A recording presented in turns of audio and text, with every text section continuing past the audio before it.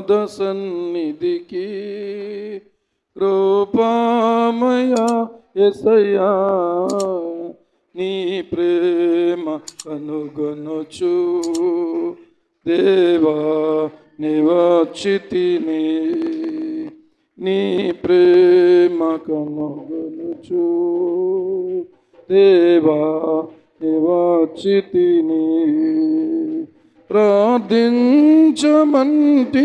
ప్రభువా సంకట సమయములో ప్రార్థించమంటివి ప్రభువా సంకట సమయములో దయచూపి నన్ను కరుణించి ప్రేమతో ఆదరించుమయ్యా దయచూపి మమ్ము కరుణించి ప్రేమతో ఆదరించుమయ్యా నీ పాద సన్నిధికి కృపామయ యేసయ్యా నీ ప్రేమ కనుగొనుచు దేవా నివచితిని నీ ప్రేమ కనుగొనుచు దేవా నివచితిని. హల్లెలూయా. ఈ సమయంలో 2వ సమూయేలు గ్రంథము 9వ అధ్యాయము 2వ సమూయేలు గ్రంథము 9వ అధ్యాయము 1 నుంచి 5 వచనాలను మనం చదువుకుందాం. 1 నుంచి 5 వచనాలు. ఒక వచనం నేను చదువుతాను, ఒక వచనం మీరు చదవండి. యోనాతానును బట్టి నేను ఉపకారము చూపుటకు సౌలు కుటుంబంలో ఎవడైనా కలడా అని దావీదు అడిగెను.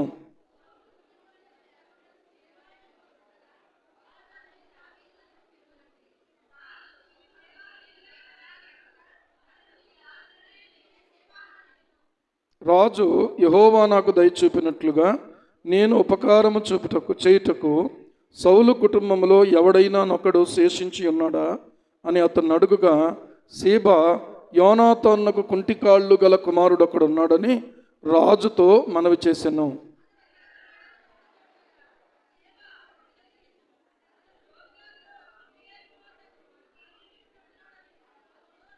అప్పుడు రాజైన దావీదు మనుషులను పంపి లోదెబారులోనున్న అమ్మీయేలు కుమారుడగు మాకీరు ఇంటి నుండి అతన్ని రప్పించెను.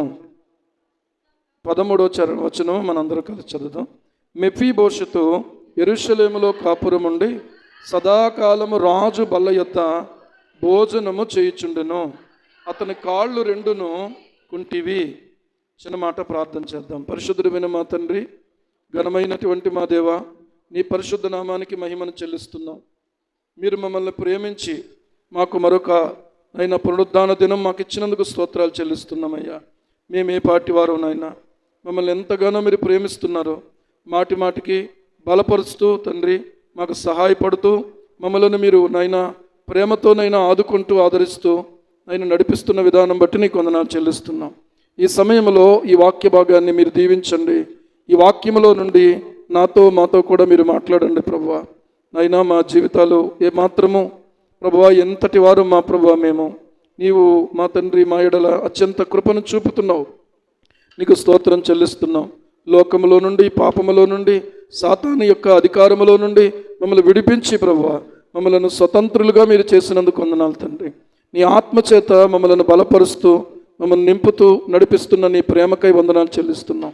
ఈ సమయంలో కూడా ఈ వాక్యములో నుండి మాతో కూడా కొన్ని తలంపులు మాకు అనుగ్రహించమని మీ దాసుని పూర్తిగా మరుగు చేసి నీ ఆత్మతో ప్రభువా నింపి మా తండ్రి ఏ మాటలు ఏ బిడ్డలకు అవసరమో ఆ మాటలను నీ దాసుని నోటి నుంచి మాకు అనుగ్రహించండి. నీ దాసునితో కూడా మీరు మాట్లాడండి. యేసు ప్రభు నామములో ప్రార్థించి స్తుతించి వేడుకుంటున్నాం మా పరమ తండ్రి. ఆమేన్, ఆమేన్, ఆమేన్. దయచేసి మీరందరూ కూడా వాక్యమును శ్రద్ధగా వినాలని కోరుతున్నాను. ఈ 2వ సమూయేలు గ్రంథము 9వ అధ్యాయంలో యోనాతానును బట్టి నేను ఉపకారం చూపడానికి సౌలు కుటుంబంలో ఎవడైనా కలడా అని చెప్పి దావీదు అక్కడ ఉన్నటువంటి వారిని అడుగుతూ ఉన్నాడు. ఎందుకు అంటే దావీదు ప్రమాణము చేసిన ప్రమాణానికి కట్టుబడేవాడు. దావీదు ప్రమాణం చేసిన ప్రమాణానికి కట్టుబడి ఉండేవాడు. సాధారణంగా మనము దేవుని పిల్లలుగా కొన్ని ప్రమాణాలు చేస్తూ ఉంటాం, కానీ ఆ ప్రమాణాలకు మనం అంతగా పట్టించుకోం. అందరూ ఒక ప్రమాణం చేసాం. ఎప్పుడు చేసాము అని అంటే బాప్తిస్మ సమయంలో ప్రమాణం చేసాం. ప్రమాణం చేసి బాప్తిస్మం తీసుకున్నారా, లేకపోతే ఊరికేనే మిమ్మల్ని ముంచేస్తే మునిగిపోయారా మీరు? ఒకసారి మీరు చెప్పాలి. బాప్తిస్మం తీసుకున్న వాళ్ళు ఎంతమంది ఇక్కడ? ఎంతమంది? ఓకే, మీరు అందరూ ప్రమాణాలు చేసి తీసుకున్నారా? లేకపోతే ఏ ప్రమాణం లేదండి, ఏదో మేము కుదిరినంత వరకు మేము యేసు ప్రభుని మహింపరుతాం, లేదు అని అంటే మా ఇష్టం అని మేము ఏదో అలా ములిగేసామంతే అని అన్నట్టుగా ఒకవేళ మీరు ఉన్నట్లయితే ఎవ్వరూ ఇక్కడ అలాంటి వారు లేరని నేను నమ్ముతున్నాను. నేను ఎవరికి బాప్తిసం ఇచ్చానో, లేకపోతే ఎక్కడ మీరు బాప్తిసం తీసుకున్నా అక్కడ మాత్రం దేవునికి ఒక మాట ఇచ్చి మీరు ఆ యొక్క బాప్తిస్మ కార్యక్రమంలో పాలు పొందారు. బాప్తిస్మం పొందినటువంటి మనం ఇచ్చినటువంటి ప్రమాణాన్ని మర్చిపోయామా, నెరవేరుస్తున్నామా అనేది ప్రశ్నించుకోవాల్సిన ప్రాముఖ్యమైన ప్రశ్న. దినాలు దొరికిపోతున్నాయి. ఏ రోజుకా రోజు ఈ ప్రమాణాన్ని గుర్తు చేసుకోవాలి. ఏంటా ప్రమాణం? దేవునికి మనం మాట ఇచ్చామా లేదా? ఇక్కడ దావీదు విషయంలో చూస్తే ఒక ప్రమాణం చేశాడు. ఎందుకొరకు చేశాడు దావీదు అనంటే, సౌలు రాజు కొడుకైనటువంటి యోనాతాను ఖచ్చితంగా నా తండ్రి తర్వాత దేవుడు దావీదునే ఏర్పాటు చేసుకున్నాడు.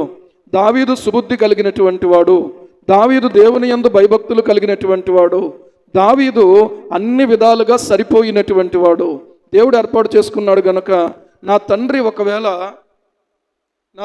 ఒకవేళ ఏ రకంగానైనా అతన్ని ఒకవేళ అడ్డుకునే ప్రయత్నం చేసినా కూడా ఎట్టి పరిస్థితుల్లో కూడా దేవుని చిత్తంలో దావీదు ఖచ్చితంగా ఏమవుతాడు? రాజు అయిపోతాడు.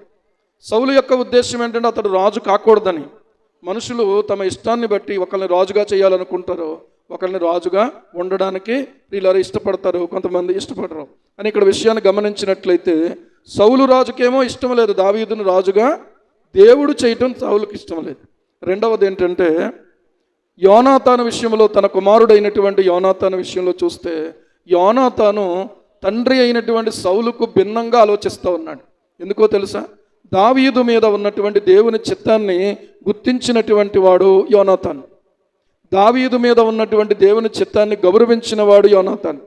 దావీదు మీద ఉన్నటువంటి దేవుని యొక్క అభిషేకాన్ని గుర్తించినటువంటి వాడు యోనాతాను. అందుకనే యోనాతాను దావీదుతో ఒక నిబంధన చేయించుకున్నాడు. ఏమని చేయించుకున్నాడు అనంటే, ఖచ్చితంగా నీ దేవుడు నిన్ను తప్పకుండా ఈ రాజ్యానికి నిన్ను రాజుగా నియమించటం తథ్యం ఖచ్చితంగా. ఇది ఎప్పుడైతే జరుగుతుందో నీవేం చెయ్యాలి అనంటే, నా ఇంటి వారికి, నా కుటుంబానికి, నా సంతానానికి నీవు కనికరము చూపించాలి అని చెప్పి ఒక ప్రమాణం చేయమంటాడు. మొదటి సమూయేలు గ్రంథం 20వ అధ్యాయం మనం చూసినట్లయితే 20వ అధ్యాయము 13వ వచనం నుంచి ఈ మాటలు గమనించవచ్చు. అయితే నా తండ్రి నీకు కీడు చేయను ఉద్దేశించుచున్నాడని నేను తెలుసుకున్న ఎడల దాన్ని నీకు తెలియజేసి నీవు క్షేమముగా వెళ్ళినట్లు నిన్ను పంపివేయని ఎడల యెహోవా నాకు గొప్ప అపాయము కలుగ చేయునుగాక. యెహోవా నా తండ్రికి తోడుగా ఉండినట్లు నీకును తోడుగా ఉండునుగాక. అయితే నేను బ్రతికియుండిన ఎడల నేను చావకుండా యెహోవా దయ చూపునట్లుగా నీవు నాకు దయ చూపకపోయిన ఎడలనేమి, నేను చనిపోయిన ఎడల యెహోవా దావీదు శత్రువులను ఒక్కడైనా భూమి మీద నిలవకుండా నిర్మూలము చేసిన తరువాత నీవు నా సంతతి వారికి దయ చూపకపోయిన ఎడలనేమి, యెహోవా నిన్ను విసర్జించునుగాక అన్నాడు. ఈ విషయాన్ని మీరు బాగా అర్థం చేసుకోవాలి. రాజకుమారుడైనటువంటి యోనాతాను దావీదుతో ఈ మాట చెప్తున్నాడు. ఖచ్చితంగా దేవుడు నిన్ను ఈ రాజ్యము పైన ఆయన స్థిరపరుస్తాడు. తర్వాత నీ శత్రువుల్లో ఒకడు కూడా భూమి మీద నిలవకుండా నిర్మూలన చేస్తాడు. ఆ సమయంలో నీవు నా సంతతి వారికి ఏం చేయాలి? దయ చూపాలి. నీవు దయ చూపకపోతే దేవుడు నిన్ను విసర్జిస్తాడు అన్నాడు. దావీదుకు ఈ మాట బాగా గుర్తుండిపోయింది. సౌలుకున్నటువంటి ఒకే ఒక ఆలోచన ఏంటంటే దావీదును చంపేయాలి. దావీదును ఏం చేయాలి? చంపేయాలి. అప్పుడు ఏం చేయొచ్చు? ఈ రాజ్యం మీద యోనాతాన్ని కూర్చోబెట్టవచ్చు. కానీ యుద్ధము జరిగినటువంటి సమయంలో ప్రియులారా, మొదటి సమూయేలు గ్రంథంలో 31వ అధ్యాయంలో చూసినప్పుడు యుద్ధం జరిగింది. ఫిలిస్తీయులు వచ్చి సౌలు రాజుతో యోనాతానుతో యుద్ధం చేశారు. యుద్ధం చేసినప్పుడు ఏం జరిగింది అని అంటే, యుద్ధములో సౌలు చనిపోతాడు, యోనాతాను కూడా చనిపోతాడు. ఇప్పుడు ఇద్దరు లేరు, ఇద్దరు కూడా, సౌలు లేడు, యోనాతాను లేడు, తండ్రి లేడు, కొడుకు లేడు. అయితే ఈ యుద్ధమును గురించినటువంటి వర్తమానం విని దాది అయినటువంటి ఒక ఆమె ఏం చేసింది అనంటే, అప్పటికి యోనాతానుకు ఒక కుమారుడు ఉన్నాడు. ఆ కుమారుడు సుమారు 5 సంవత్సరాల వాడు. ఎన్ని సంవత్సరాలు? 5 సంవత్సరాల వాడు. ఈ దాది ఏం చేసిందంటే వాడిని ఎత్తుకొని పరుగున పారిపోయిందట. నెక్స్ట్ ఎవరైతే ఉన్నారో వాళ్ళకే కదా ప్రమాదం. కాబట్టి ఇప్పుడు ఉన్నవాడు ఎవరంటే యోనాతాను కొడుకు అయినటువంటి ఈ మెఫీబోషెతు. చెప్పండి పేరేంటి? మెఫీబోషెతు. ఇక్కడ ఎవరైనా ఉన్నారు అలాంటి పేరున్న వాళ్ళు? ఏం పేరు? మెఫీబోషెతు. ఈ మెఫీబోషెతు ప్రియులారా ఎలా కాపాడబడ్డాడంటే, ఈ దాది ఏం చేసిందంటే యుద్ధములో ఇలా మరణించారు అనేటువంటి వర్తమానం సౌలు గురించి యోనాతాను గురించి వినగానే ఏం చేసిందంటే, ఈ ఒక్క బిడ్డ ఉన్నాడు కాబట్టి ఈ ఒక్కడినైనా కాపాడుకుందామని చెప్పి ఆమె పరుగున పారిపోయింది. పారిపోతున్నటువంటి సమయంలో ఏం జరిగిందంటే, ఈ ఒడిలో ఎత్తుకున్నటువంటి ఈ అబ్బాయి పడిపోయి ఏమైందో తెలుసా? 2 కాళ్ళు కూడా కుంటివాడైపోయాడు. కాళ్ళు విరిగిపోయినాయి. పుట్టుకుంటివాడా మెఫీబోషెతు, లేకపోతే 5 సంవత్సరాల సమయంలో కుంటివాడయ్యాడా? ఎందుకు కుంటివాడయ్యాడు? పడిపోయినందుకు కుంటివాడయ్యాడు. ఎందుకు పడిపోయాడు? దాది ఎత్తుకుని పరుగు పెడతా ఉంటే ఆ బిడ్డను కాపాడుకోలేకపోయింది, పడేస్తే ఏమైందంటే ఆ బిడ్డ కాళ్ళు ఇరిగిపోయినాయి అన్నమాట. ఇప్పుడు కుంటివాడైపోయాడు. ఒకవేళ కనుక కాళ్ళు బాగుంటే ఎలాగోలాగా తన జీవితం ఉండేదేమో. కానీ ఇక్కడ గమనించినట్లయితే యోనాతాను కుటుంబం సౌలు కుటుంబాన్ని గురించి ఇక ఏ విధమైన అడ్రస్ లేకుండా అయిపోయింది. ఇలాంటి టైంలో దావీదును కూడా ఎవరు రిక్వెస్ట్ చేసేటువంటి వాళ్ళు కూడా లేరు. అని దావీదు ఎంత జ్ఞానం కలిగిన వాడు, ఎంత జ్ఞాపకం కలిగిన వాడు అంటే, పరిశుద్ధాత్ముడు దావీదుకు జ్ఞాపకం చేసాడు అనుకుంటున్నాను నేను. ఏంటో తెలుసా? నీవు ఒకప్పుడు ఒక ప్రమాణం చేశాడు నీకు. యోనాతానుతో ఒక ప్రమాణం చేశావు. ఆ ప్రమాణం ఏంటంటే, నా సంతతికి నీవు దయ చూపాలి అని చెప్పి ప్రమాణం చేయించుకున్నాడు. ఒకవేళ ఒకవేళ నేను ఇప్పుడు బాగానే ఉన్నాను, నేను ఇప్పుడు రాజ్యం కలిగి ఉన్నాను, రాజుగా ఉన్నాను, నన్ను ఎవడో అడిగేవాడు లేడు, నన్ను ఎవడో ఏం చేసేదేమీ లేదు అని చెప్పి ఒకవేళ నిర్లక్ష్యంగా ఉంటే, యోనాతాను ఇంకో మాట కూడా చేశాడు. ఏంటది? యెహోవా నిన్ను విసర్జించును గాక అన్నాడు. కృతజ్ఞత లేని వారిని దేవుడు విసర్జిస్తాడు. ఈ మాట గుర్తుపెట్టుకోవాలి మీరు. కృతజ్ఞత లేని వారిని దేవుడు ఏం చేస్తాడు? విసర్జిస్తాడు. ఎందుకంటే యోనాతాను చాలా హెల్ప్ చేశాడు దావీదుకి. ఇప్పుడు యోనాతానును బట్టి ఉపకారం చేయటానికి ఎవరైనా ఉన్నారా అని చెప్పి దావీదు తన పరివారంలో ఉన్నటువంటి వారిని అడుగుతున్నప్పుడు వాళ్ళు చెప్పిన సమాధానం ఏంటంటే, ఒక్కడున్నాడు, అతను వాళ్ళ గురించినటువంటి వర్తమానం కూడా సరైన రీతిలో ఇవ్వగలిగినటువంటి వాళ్ళు కూడా ఎవరు లేరన్నమాట. అలాంటి సమయంలో ఏమడిగాడు అంటే దావీదు, ఎవడైనా ఉన్నాడా సౌలు కుటుంబంలో యోనాతాను బట్టి నేను ఉపకారం చూపడానికి అని అడిగితే, సౌలు కుటుంబానికి సేవకుడైన సేబా అనేవాడు ఒకడు ఉన్నాడు అని చెప్పి వారు దావీదు నొద్దకు అతన్ని పిలిపించారట. దావీదు దగ్గరకు ఇప్పుడు ఎవరు వచ్చారు? సౌలు కుటుంబానికి సేవకుడైనటువంటి సేబా అనేటువంటి వాడు వచ్చాడు. ఈ సేబా రాగానే, ఇదిగో సేబావు నువ్వే కదా అని అంటే, అయ్యా రాజైన నీ దాసుడునైన నేనే ఆ సేబాను అన్నాడు. అన్న తర్వాత రాజు ఏమన్నాడంటే, యెహోవా నాకు దయ చూపినట్లుగా నేను ఉపకారం చేయటానికి సౌలు కుటుంబంలో ఎవడైనా ఒకడు శేషించి ఉన్నాడా అని అతను అడుగుతున్నాడు. సౌలు కుటుంబంలో ఎవడైనా ఒకడు శేషించి ఉన్నాడని అతను అడిగితే, సేబా ఏమన్నాడంటే, యోనాతానుకు ఒక కొడుకున్నాడు, కానీ వాడు ఎలాంటి వాడో తెలుసా? కుంటి కాళ్ళు కలిగినటువంటి కుమారుడు. ఎలాంటి కాళ్ళు కలిగిన వాడు? కుంటి కాళ్ళు కలిగినటువంటి కుమారుడు ఒకడున్నాడు అని రాజుగారితో చెప్పాడు. ఇప్పుడు దావీదు రాజు ఏమన్నాడో తెలుసా? ఎవరన్నా ఉన్నారా అని అంటే ఇతను చెప్పాడు. అతడు ఎక్కడ ఉన్నాడు అని చెప్పి ఇప్పుడు రాజు అడుగుతున్నాడు. అతని గురించి పట్టించుకునేవారు కూడా ఎవరు లేరు. ఈ సేబా దగ్గర కూడా లేడు ఈ యొక్క ఎవరో యోనాతాను కుమారుడు. ఎక్కడున్నాడు అని అంటే అక్కడ రాయబడతా ఉంది, చిత్తగించుము 4వ వచనంలో, అతడు లోదెబారులో ఉన్నాడు. ఎక్కడున్నాడు? లోదెబారులో ఉన్నాడు. అమ్మీయేలు కుమారుడైనటువంటి మాకీరు ఇంట ఉన్నాడు అని చెప్పి రాజుతో అన్నాడు. ఈ మాకీరు అనేటువంటి వాడు చాలా దయగలిగినటువంటి వాడు. ఏం కలిగిన వాడు? దయగలిగిన వాడు. ఎందుకంటే యోనాతాను చనిపోయాడు, సౌలు చనిపోయాడు. ఈ కుంటి కాళ్ళు కలిగినటువంటి వాడిని చూడడం చాలా కష్టం. కాళ్ళు ఉన్నవాడైతే ఏదో కాస్త అన్నం పెడితే ఆటోమేటిక్గా ఏదైనా పని చేసుకునైనా పని చేసైనా ఉపయోగపడతాడు. కాళ్ళు లేనటువంటి కుంటివాడు ఏం ఉపయోగపడతాడు? ఎవరో అతన్ని చేరతీయలేరు. కానీ ఈ మాకీరు అనేవాడు చేరతీసి తన ఇంటిలో పెట్టుకుని ఆ బిడ్డకు అవసరమైనటువంటి భోజనం పెడతా ఉన్నాడు. మనం కూడా వాక్యం ఎవరు రాయబడిందో తెలుసా? నీవు ఇలాంటి వారికి దయ చూపేవాడుగా ఉండాలని వాక్యం చెప్తుంది. హల్లెలూయా. వాక్యంలో మనం చూస్తే యాకోబు రాసినటువంటి పత్రిక 1వ అధ్యాయము 27వ వచనం అనుకుంటా. ఆ వచనం చదివితే అక్కడ రాయబడతా ఉంది. యాకోబు రాసిన పత్రిక 1వ అధ్యాయం 27వ వచనం. తండ్రి అయిన దేవుని ఎదుట పవిత్రమును నిష్కలంకమునైన భక్తి ఏదనగా దిక్కులేని పిల్లలను విధవరాండ్రను వారి ఇబ్బందిలో పరామర్శించుటయు యహలోక మాలిన్యము తన కంటకుండా తన్ను తాను కాపాడుకొనుటయునే అని అంటూ ఉన్నాడు. ఈ రోజున ఈ వాక్యమును బట్టి ఆర్ఫనేజ్ హోమ్స్ స్థాపించారు క్రైస్తవులే, దేవుని యొక్క సేవకులు. దేవునికి స్తోత్రం. వృద్ధాశ్రమాలు స్థాపించారు. తర్వాత వైద్య సహాయాలను అందించేటువంటి మిషనరీ హాస్పిటల్స్ ఏర్పాటు చేశారు. ఏమండి, చాలా చాలా విద్య నేర్పించడానికి ఏమో వాళ్ళకి మిషనరీ స్కూల్స్ ప్రారంభించారు. ఎందుకు అని అంటే కేవలం ఏదో సువార్త చెప్పుకుంటూ కేవలం ఏదో దేవుని వాక్యాన్ని చాటించుకుంటూ వెళ్ళిపోవడం అది ఒకవైపున జరగాల్సింది. మొదటిగా ఏం ఉండాలంటే ప్రియులారా, ఇది ఒకవైపున జరుగుతుండగా మరొక వైపున ఏం జరగాలంటే తండ్రి లేని వారి, దిక్కు లేనటువంటి వారి పిల్లలను, తల్లి లేనటువంటి వారి పిల్లలను ఏం చేయాలంటే పరామర్శించాలట. ఏం చేయాలి? పరామర్శించాలి. ఎందుకంటే వాళ్ళని ఎవరో పలకరించే వాళ్ళు ఉండరు, వాళ్ళని ఎవరో ఏమంటే ప్రోత్సహించే వాళ్ళు ఉండరు. అలాంటి వాళ్ళు ఎవరైనా ఉంటే ఖచ్చితంగా మనం ఏం చేయాలంటే ప్రేమను చూపించాలి. ఏదో ప్రార్థన చేసుకోవడం, ఏదో ప్రార్థన చేయటం సరిపోదు. ప్రార్థన చేసే పెదవుల కన్నా సాయం చేసే చేతులు మిన్న అని అందుకనే మదర్ తెరీసా చెప్పింది. మదర్ తెరీసా గురించి తెలుసా అందరికీ? ఏమని చెప్పింది? ప్రార్థించే పెదవుల కన్నా సాయం చేసే చేతులు మిన్న. అర్థమైందా? ప్రార్థనే చేస్తూ ఉండడం కాదు, నీ చేతులు దేవుని తట్టుకెత్తి ప్రార్థన చేయాలి.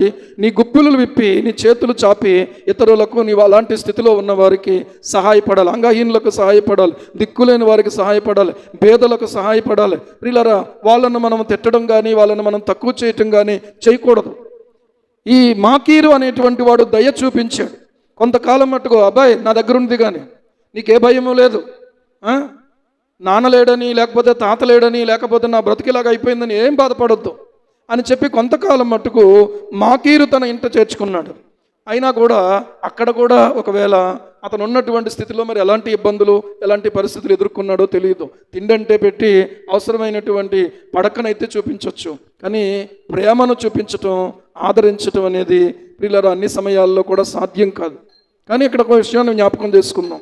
ఇప్పుడు దిక్కులేని స్థితిలో ఉన్నాడు ఈ మెఫీబోషెతు. తర్వాత తండ్రిని పోగొట్టుకున్న స్థితిలో ఉన్నాడు. తనకంటూ ఒక అడ్రస్ కానీ ఒక ఉనికి కానీ లేనటువంటి దీనస్థితిలోకి వెళ్ళిపోయాడు. దీనస్థితిలో జీవిస్తున్నాడు. ఇప్పుడు రాజు అయినటువంటి దావీదు ఏమన్నాడంటే సౌలు కుమారుడైన యోనాతానుకు పుట్టిన మెఫీబోషెతును నా దగ్గరకు తీసుకురమ్మన్నాడు. ఇప్పుడు ఈ మెఫీబోషెతు దగ్గరకు వెళ్ళి అయ్యా నిన్ను దావీదు రాజుగారు రమ్మన్నారు అని అంటే ఈ మెఫీబోషెతుకు ఈ మాట ఎలా ఉంటుంది ఒకసారి ఆలోచన చెయ్యండి.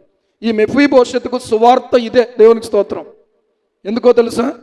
నీ తండ్రి అయిన దావీదును, యోనాతానును బట్టి ఉపకారం చూపడానికి రాజైన దావీదు గారు, మహారాజు అయినటువంటి దావీదు నిన్ను పోషించుటకు తన యొద్ద ఉంచుకోవడానికి అన్ని ఆలనాపాలన ఆయన చూసుకుంటాడట, నిన్ను రమ్మన్నారు రాజుగారు అని చెప్పి ఆ మెఫీబోషెతు దగ్గరికి వెళ్ళి చెప్తే ఎంత సంతోషకరమైన వార్తగా ఉండుంటుంది. ఈ రోజున ఆలోచన చెయ్యండి. పాపులమై పతనమైపోయి చెడిపోయి ప్రియులారా మన జీవితాలు నాశనానికి దిశగా నడుస్తున్నటువంటి వారిగా ఉన్నటువంటి మన బ్రతుకులను దేవుడు ఎంతగానో ప్రేమించి తన కుమారుడైనటువంటి యేసుక్రీస్తును నీ కొరకు నా కొరకు ఈ లోకానికి ఆయన పంపించాడు. ఆయన మన కొరకు ప్రాణం పెట్టాడు, మరణించాడు, సమాధిని జయించి తిరిగి లేచాడు.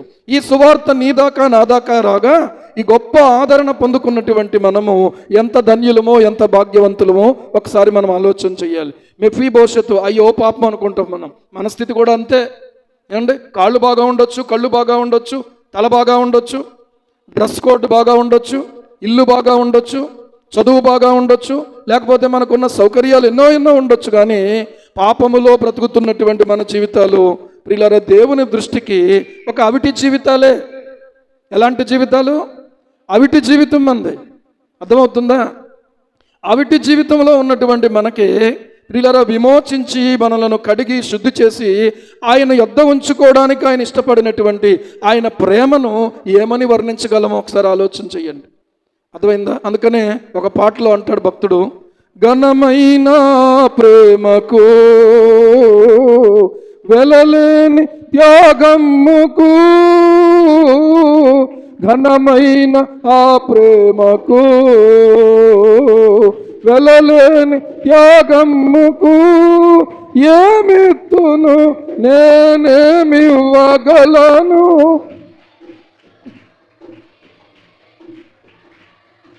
నన్ను నేను ఆ ప్రభుకు సమర్పింతును, నన్ను నేను ఆ ప్రభుకు సమర్పింతును. నన్నంతగానో ప్రేమించును, నన్నంతగానో నా యేసుడు నా పాపము నా శాపము తొలగించును, నన్ను కరుణించును.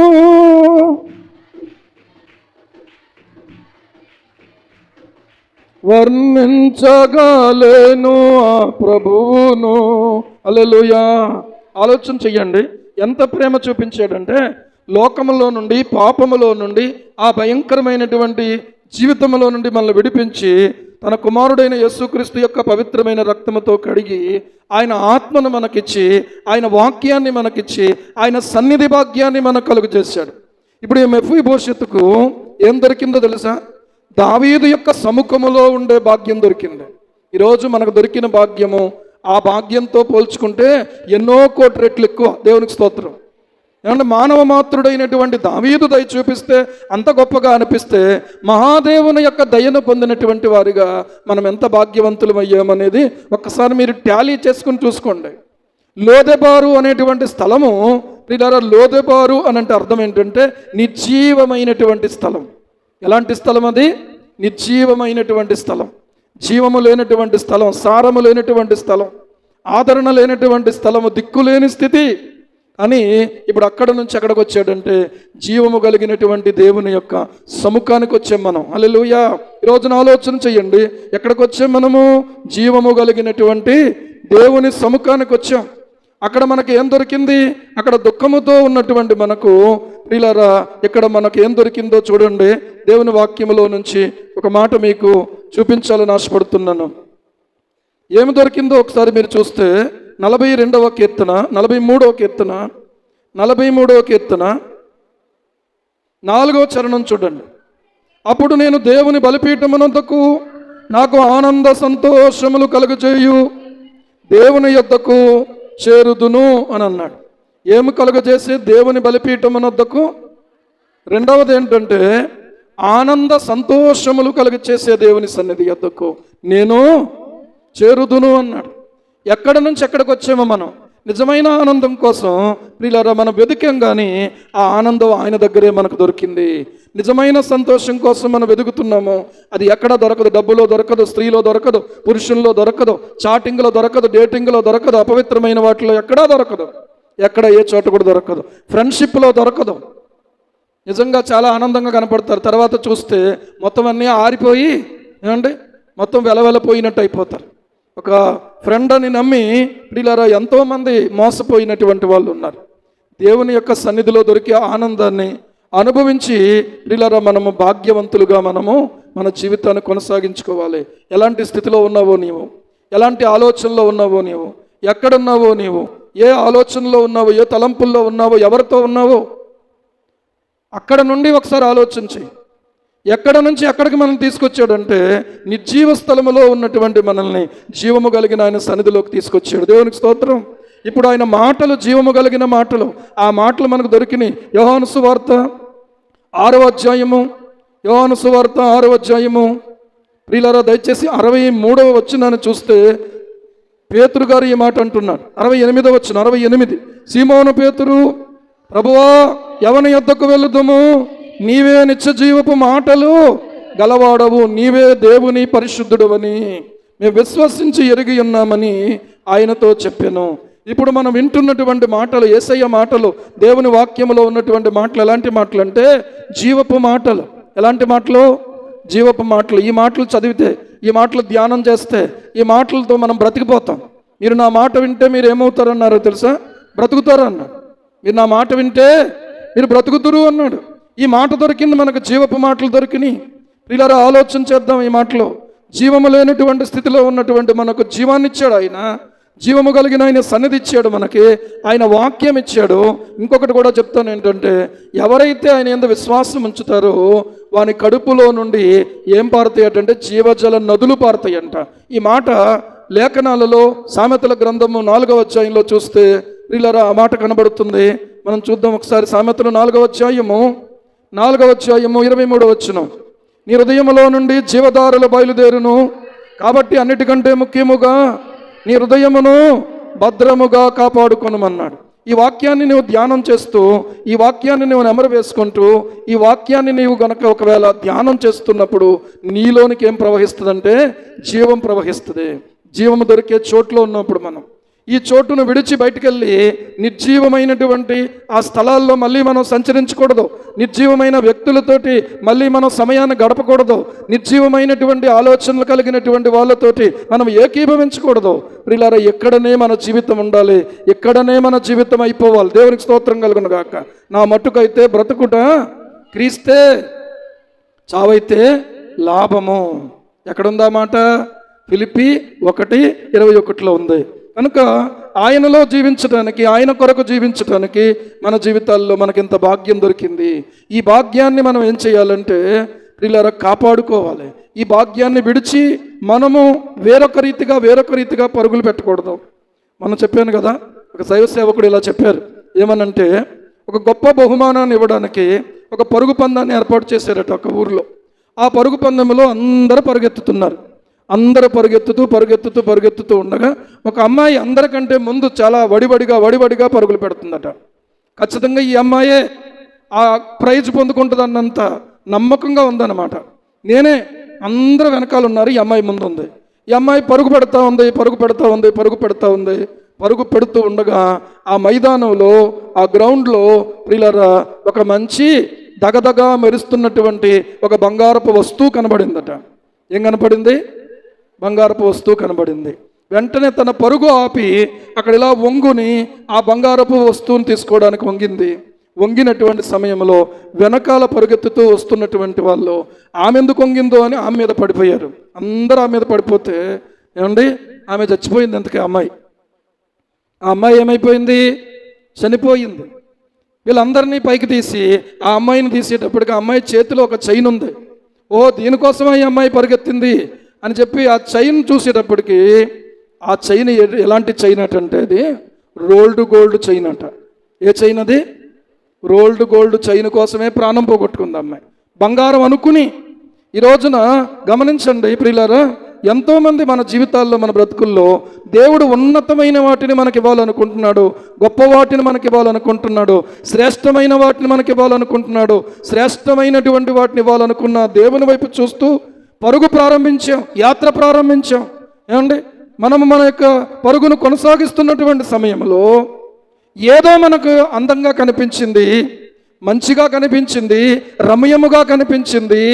దాని మీద దృష్టి పెట్టుకొని ప్రియులారా అసలైనటువంటి దాని మీద నుంచి దృష్టి తొలగించుకున్న ఆ అమ్మాయి జీవితంలో ప్రాణం కోల్పోయింది, బహుమానం కోల్పోయింది. అమ్మాయి ఏం కోల్పోయింది? ప్రాణం కోల్పోయింది, బహుమానం కోల్పోయింది. అదేంటండి మీరు అన్నారు కదా బంగారపు వస్తువు దొరికిందని. అవును అనుకుంది అమ్మాయి, చూసిన వాళ్ళందరూ అనుకున్నారు. కానీ అది పరిశీలిస్తే అది ఏంటి అనంటే అదొక రోల్డ్ గోల్డ్ వస్తువు. బంగారం మెరుస్తుంది, రోల్డ్ గోల్డ్ కూడా మెరుస్తుంది. కానీ ఇక్కడ మీరు గమనించాల్సింది ఏంటంటే ఏది విలువైంది? రోజున ఆ అమ్మాయి ప్రాణం పోగొట్టుకుంది. రెండవది ఏం పోగొట్టుకుందంటే బహుమానం పోగొట్టుకుంది. మన జీవితంలో, మన బ్రతుకుల్లో దేవుడు ఒక గొప్ప మహిమను దేవుడు మనకి ఇవ్వడానికి ఆయన మనం పిలిస్తే పిల్లలు ఈ లోక సంబంధమైనటువంటి వాటికి మనం లోబడిపోయి ప్రార్థన చేస్తున్నాం అంటున్నాం కానీ అందులో జీవం లేదు, పాట పాడుతున్నాం అంటున్నాం అందులో జీవం లేదు. అర్థమవుతుందా? ఈ రోజున మనం ఆలోచన చేస్తే జీవము లేని భక్తి చేస్తున్నాం. మనం జీవము లేని భక్తి చేస్తున్నాం, జీవము లేని పాటలు పాడుతున్నాం, జీవము లేని సాక్ష్యాలు చెప్తున్నాం. మరి నన్ను ఏమనుకున్నా నేనేం చేయలేను. కానీ ఒకసారి పరిశీలించుకోండి. జీవము కలిగినటువంటి వారిగా మన జీవితంలో, మన బ్రతుకుల్లో ప్రియులారా మనముంటే మనల్ని బట్టి మరొకళ్ళు జీవించాలి. అది సాక్ష్యం. దేవునికి స్తోత్రం. చచ్చినవాడు మరికొంతమందిని చంపుతాడు. అర్థమవుతుందా? జీవించాలి మనం.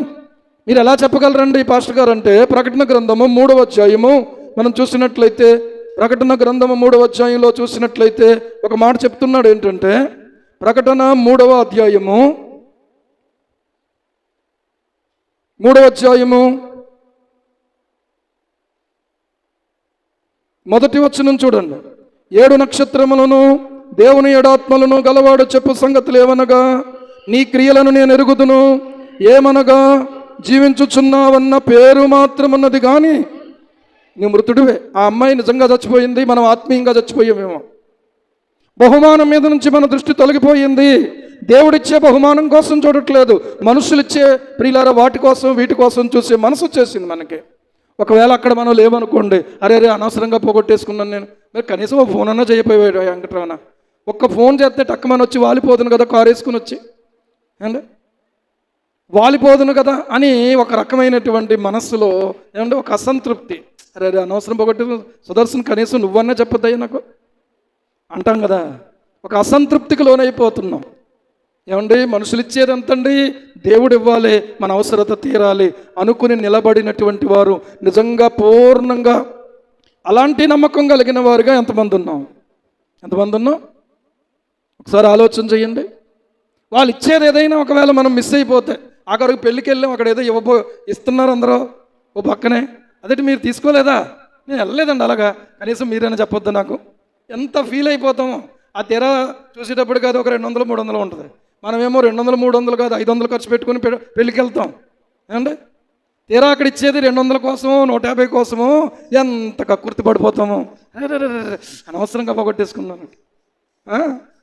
ఏమైపోతుంది, వెంటనే మైండ్ డైవర్ట్ అయిపోతుంది కదా.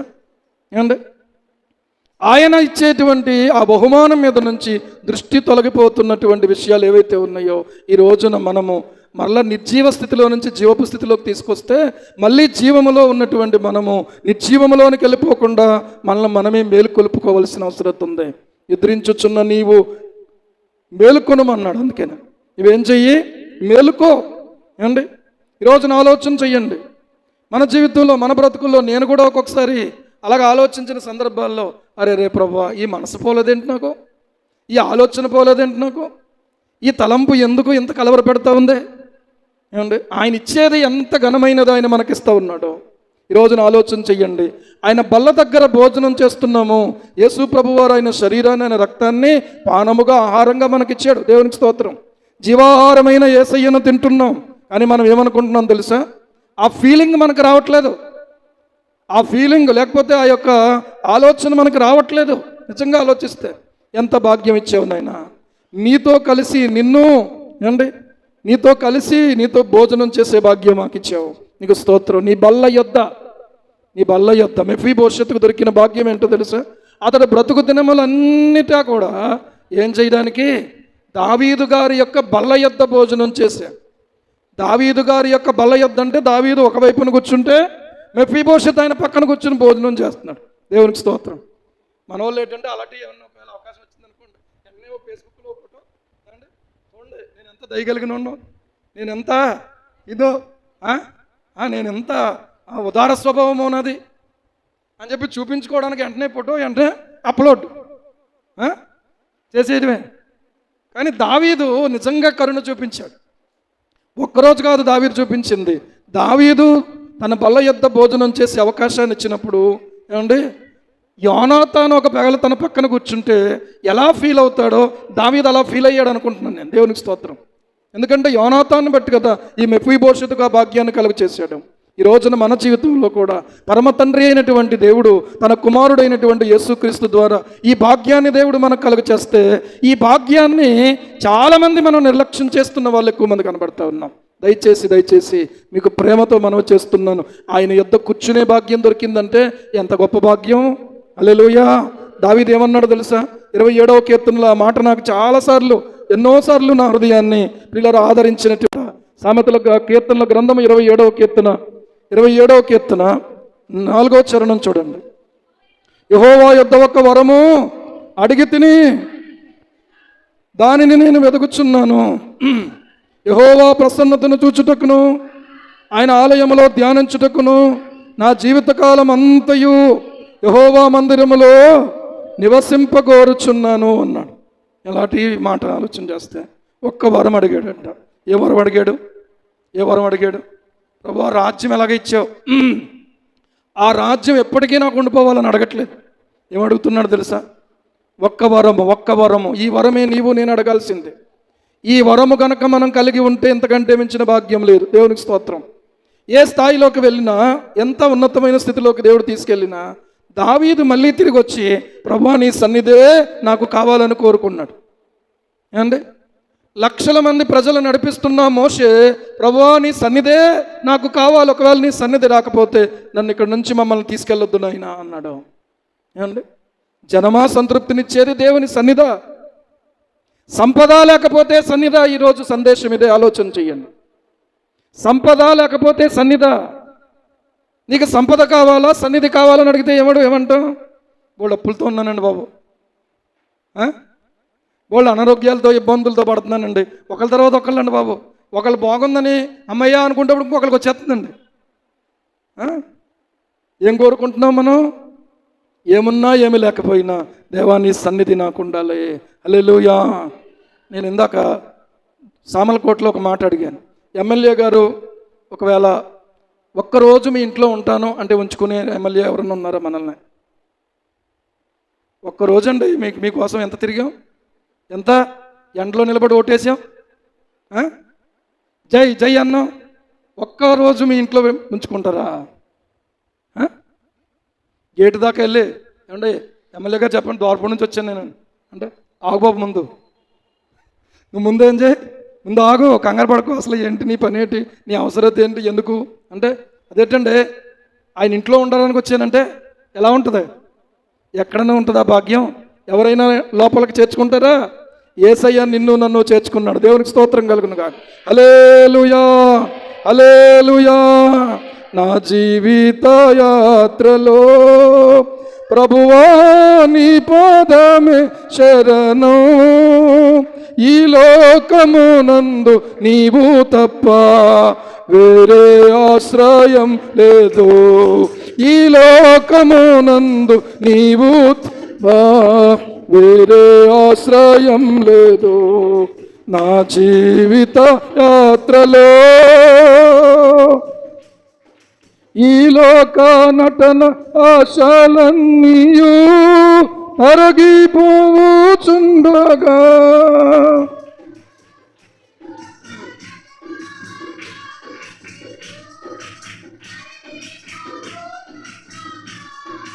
మారాని నీ వాగ్దానములే, మారాని నీ వాగ్దానములే నమ్మి సాగిపోదును. జీవిత యాత్రలో నీ పాదమే శరణం, మునందు నీవు తప్ప వేరే ఆశ్రయం లేదు, ఇది నీవు తప్ప. హల్లెలూయా. దెబ్బ కొడితే కొట్టాడు, ఎత్తుకున్నాడు కదా ఆయన. గాయం చేస్తే చేసాడు, మళ్ళీ గాయం కట్టేవాడు కదా ఆయన. చెదర కొడితే చెదర కొట్టాడు, మళ్ళీ తిరిగి సమకూర్చేవాడు కదా ఆయన. ఆయన సన్నిధిని విడిచిపోయి ఎక్కడ సంపాదించుకోగలం మనం? ఎక్కడ నెమ్మదిగా ఉండగలం? ఎక్కడ సంతోషంగా ఉండగలం? దావీదు ఈ యొక్క అనుభవాన్ని పొందాడు కాబట్టి ప్రభువా నీ రెక్కల చోటున శరణొచ్చి ఉత్సాహధ్వని చేసేదని అన్నాడు. హల్లెలూయా. ఎక్కడ? ఒకవేళ సౌలు తరిమితే, అబ్షాలోము తరిమితే దావీదు ఎక్కడికి వచ్చాడో తెలుసా? దేవుని రెక్కల క్రింద వచ్చాడు. వచ్చి ఉత్సాహధ్వని చేస్తూ ఉన్నాడు. ఏమండి, కొన్నిసార్లు శ్రమలు మనల్ని దేవునికి దగ్గర చేస్తాయి. కొన్నిసార్లు శ్రమలు మనల్ని ఏం చేస్తాయి? దేవునికి మనల్ని దగ్గర చేస్తే. కానీ నేనేమీ చేయలేవు, నిన్నేమీ దూరం చేయలేవు దేవుని నుంచి. ఒకవేళ ఈ రోజున ఆలోచన చేయండి, మెఫీబోషెతుకు దొరికిన భాగ్యము కంటే నీకు నాకు ఎన్నో కోటి రెట్లు అధికమైన భాగ్యం దొరికింది. దేవునికి స్తోత్రం కలుగును గాక. నేను దిక్కులేని దాన్ని అనుకోకు, దిక్కులేని వాడిని అనుకోకు, నా బ్రతుకేంటి ఇలాగ అయిపోయింది అనుకోకు. నీ బ్రతుకే బంగారం లాంటి బ్రతుకు. నీవేం చేస్తున్నావు తెలుసా? పరిస్థితులను చూసి నీ యొక్క జీవితంలో నువ్వు కలవరపడుతున్నావు అంతే. ప్రభువును చూస్తే ఏమవుతుంది? నీకు వెలుగు కలుగుతుంది. వారు ఆయన తట్టు చూడగా వారికి వెలుగు కలిగాను అండ్ వారి ముఖములు ఎన్నడూనూ లజ్జింపకపోవును అని అంటూ ఉన్నాడు. ఈరోజున ఆలోచన చెయ్యండి. ఇలా ఆయన సన్నిధిలో ఉండే భాగ్యం 3 రోజులు దేవుడు కల్పిస్తూ ఉన్నాడు మనకి. అక్కడ చెప్పాను, మీరు వచ్చేయండి, రేపు సాయంత్రం వచ్చేసి చక్కగా మందిరంలో మీరు ఉండిపోండి అని చెప్పాను అండి. మీరు అలాగే చెప్తారు, మీకే మీరు ఇక్కడే కదా ఉంటారు అనుకుంటారు. ఎన్ని చెప్పినా ఒకటే చెప్తున్నాను ఏంటంటే, ఇలాంటి అవకాశాలు మళ్ళీ మళ్ళీ రావు ప్రియులారా. ఒకవేళ నెక్స్ట్ ఉంటాయో లేదో కూడా మనం చెప్పలేం. నెక్స్ట్ మనం ఉంటామో లేదో కూడా మనకు గ్యారంటీ లేదు. ఉందా? గ్యారంటీ ఉందా? రేపే మేము ఉంటాం. మన కోటాలు జరిగినాయి అప్పుడు ఉన్నామండి, మళ్ళీ ఇప్పుడు కోటాల్లో ఉన్నామా లేదా? రేపు చూడాలి ఉంటామో లేదో. ఓకే, ఎంత దూరం వెళ్ళినా సరే సమయం గుర్తుపెట్టుకోండి. టైంకి ఒక అరగంట ముందే మనం అందరం ఇక్కడ ఉండాలి. వాళ్ళను వీళ్ళను ఇంకా వాక్యం పట్ల ఆసక్తి కలిగినటువంటి వాళ్ళు, అన్యులైనటువంటి వాళ్ళను కూడా మీరు దేవుని వాక్యం వింటాము అన్న వాళ్ళు ఎవరైనా మీ ఎరుకలో ఉంటే వాళ్ళను కూడా మీరు తీసుకురావచ్చు. మందిరం నిండాలి, దేవునికి స్తోత్రం. కింద కూడా నిండాలి. కింద బాక్స్ ఎట్టాం కదా అలాగా. దేవుని దయ వల్ల ఒకవేళ ప్రభుచిత్తమైతే ఇక్కడ ఎలాగా మనకు ప్రొజెక్టర్ ఉంది కాబట్టి కింద ఒక స్క్రీన్ కూడా ఏర్పాటు చేయొచ్చు. ఓకే, కానీ మీ అందరూ కూడా ముందు ఆసక్తి కలిగి ఈ కూడికల్లో ఉండాలి. వాతావరణం కొరకు ప్రార్థన చేయండి.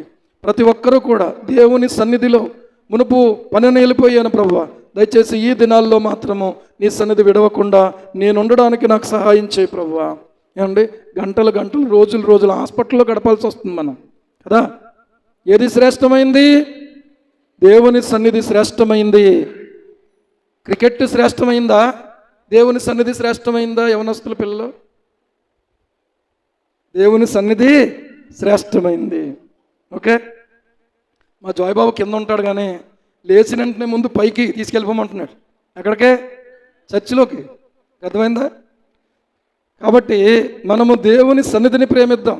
మన బిడ్డలు మనమందరం కలిసి దేవుని సన్నిధిలో ప్రియులారా ఆనందించగలిగితే ఎన్ని శ్రమలైనా, ఎన్ని ఇబ్బందులైనా, ఎన్ని సమస్యలైనా, ఎన్ని ఇరుకులైనా ఏది మనలో ఏమి చేయలేదు. దేవునికి స్తోత్రం కలుగును గాక. హల్లెలూయా, హల్లెలూయా. మొట్టమొదటి రోజు వచ్చే సేవకులు వాడుకో అని పాట పాడుతున్నాం చూసారా, ఆయన పాట రాసింది. ఓకే, ఇంకా కొన్ని పాటలు రాశారు, చాలా మంచి ఆత్మీయుడు. రెండవదిగా ఉదయకాలం వచ్చేటువంటి ఆ సహోదరులు కూడా మంచి సేవ చేస్తున్నటువంటి మంచి సాక్ష్యం కలిగిన వాడు. సాయంత్రం వచ్చేటువంటి ఆయన కూడా మంచి సమర్పణ కలిగి ప్రభు కొరకు చక్కగా పాడగలడు, చక్కగా దేవుని వాక్యాన్ని కూడా చెప్పగలిగినటువంటి ఒక సేవకుని కొడుకు, సేవకుడు అయ్యాడు ఇప్పుడు. కాబట్టి ప్రార్థనాపూర్వకంగా ఈ సమయాలు వినియోగించుకోవాలి. సాయంత్రం ఎన్ని గంటలకు ఉండాలి ఇక్కడ? 6:30కు ఉండాలి ఇక్కడ.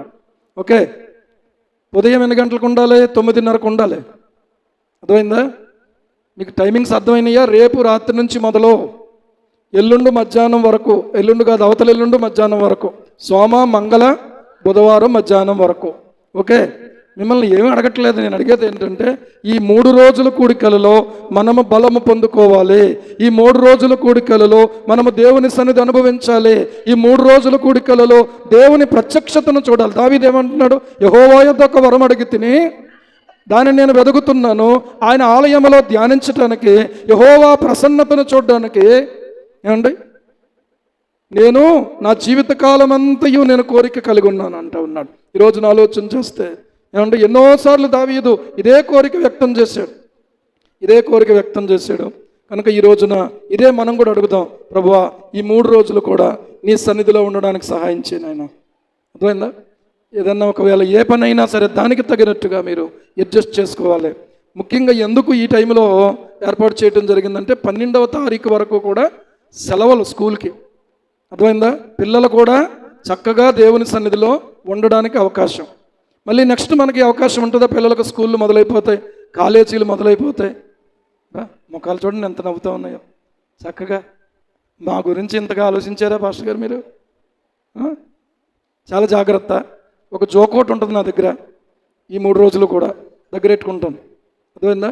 ఓకే, ప్రార్థన చేద్దాం. అందరూ కూడా దయచేసి కళ్ళు మూసుకుందాం. మెఫీబోషెతు కంటే గొప్ప భాగ్యాన్ని దేవుడు మనకిచ్చాడు.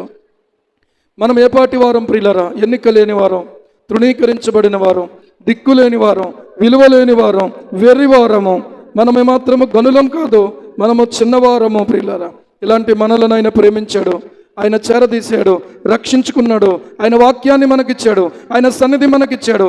ఆయనలో సరిగా ఆనందించకుండా లోకంలోనికి వెళ్ళిపోతున్నాం. ఆయనలో సరిగా ఆనందించకుండా ఆత్మీయముగా బలహీనులుగానే జీవితం కొనసాగిపోతూ ఉంది. దయచేసి ప్రభువా మాకు సహాయం చేయండి. ఈ 3 దినాలు దావీదు అడిగినట్టుగా ఈ వరం అడుగుదాం. ప్రభువా నీ యొద్ద ఒక వరం అడుగుతున్నానయ్యా, నీ ఆలయంలో ధ్యానించడానికి, నీ ప్రసన్నతను చూడడానికి. ఈ దినాలు మళ్ళీ నేను తిరిగి నూతన బలం పొందుకోవడానికి, నూతన శక్తి పొందుకోవడానికి, నూతనంగా నీ మహిమను చూడడానికి, నూతనమైన కార్యాలు అనుభవించడానికి ఓ మా తండ్రి మీరు సహాయం చేయండి ప్రభువా. హల్లెలూయా, హల్లెలూయా, హల్లెలూయా. అందరి చేతులు ఎత్తుదాం ఈ సమయంలో. ప్రభువా నన్ను కనికరించండి. నేను జీవించి ఉండి మృతుడుగా ఉండకూడదు నాయన. నేను జీవించుచున్న వ్యక్తిగానే ఉండాలి ప్రభువా. పేరుకు మట్టుకు మాత్రమే క్రైస్తవుడిగా కాదు, మండుతున్నటువంటి క్రైస్తవుడిగా ఉండాలి దేవా. భారము కలిగిన క్రైస్తవుడిగా ఉండాలి. నీకు ఇష్టమైనటువంటి నాయన జీవితాన్ని నేను జీవించగలగాలి ప్రభువా. నా మట్టుకైతే బ్రతుకుట క్రీస్తే. విశ్వాసులు అందరూ మోకాళ్ళు వేయండి, లేకపోతే నిలబడండి అంతే తప్ప గోడలకు జారబడద్దు. దయచేసి నోరు తెరవాలి, చేతులు పైకెత్తాలి. కొద్ది నిమిషాలు ప్రార్థన చేద్దాం. ప్రభువా మాకు సహాయం చేయండి. ఇలాంటి తరుణాలు ఆనాడు మెఫీబోషెతుకు దొరికిన భాగ్యము కంటే మహాదేవుడు అయినటువంటి నీ సన్నిధిలో ఉండే భాగ్యం, మహాదేవుడు అయిన నీ వాక్యాన్ని భుజించే భాగ్యం, నీ ఆత్మలో ఆనందించే భాగ్యం, నీ సన్నిధిలో ప్రభువా గడిపే భాగ్యాన్ని మాకు ఇస్తున్నావు తండ్రి. చప్పట్లు కొట్టి దేవుని స్తుతిద్దాము. హల్లెలూయా, హల్లెలూయా, హల్లెలూయా, హల్లెలూయా, హల్లెలూయా, హల్లెలూయా. మా తండ్రి మీరు మాకు సహాయం చేయండి అయ్యా. హల్లెలూయా, హల్లెలూయా, హల్లెలూయా. పరిశుద్ధుడానికి వందనాలు, వందనాలు, వందనాలు, వందనాలు. కన్న తండ్రి ఈ సమయం మమ్మల్ని కనికరించండి నాయన. దేవా దిక్కు తోచని స్థితిలో ఉన్నటువంటి మాకు, ఎటు తోచని పరిస్థితిలో ఉన్న మాకు, ఎంతో చితికిపోయినటువంటి మాకు, ఎంతో దీన స్థితిలోనికి వెళ్ళిపోయినటువంటి మాకు, చావే శరణ్యం అనుకున్న స్థితిలో ఉన్నటువంటి నాకు ప్రభువా నీ గొప్ప రక్షణ భాగ్యాన్ని ఇచ్చావు. నీ సన్నిధిలోనికి నడిపించుకున్నావు, నీ మాట వినిపించావు, హృదయాన్ని ధైర్యపరిచావు, మనస్సు వెలిగించావు.